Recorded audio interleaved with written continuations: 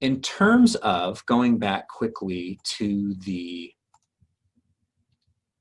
LRA itself and the instructions for the questions, the last thing that most instructors ask in LRA number 1 is for you to write at least a couple preliminary research questions.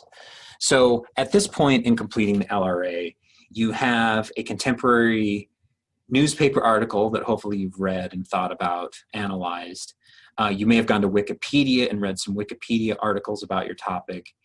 You may have collected and read and thought about a small set of reference encyclopedia entries. So you have some beginning knowledge about what you're doing. And so you use this knowledge to help you write a couple of research questions. Now, these are rough drafts, but they will guide you along your way. So the question is, well, what makes a good research question? And if I go back to the LRA 1,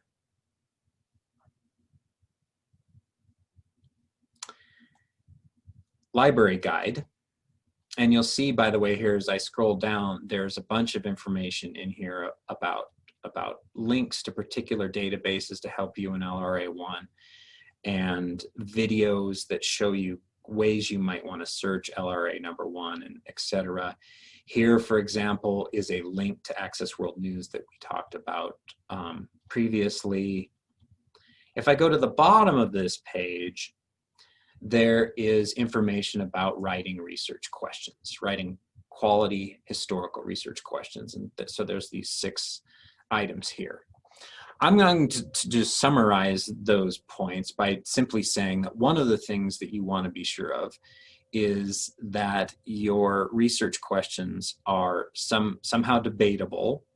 So even if you're looking at sort of the causes of a particular historical phenomenon or event, which is common in this class, you want to try to pick something that where there's at least some debate about what causes are most important, or that kind of thing. So take a look at that. You want to be sure that your research questions are focused, perhaps by time frame or parts of the world or both. You don't want to be very, very general.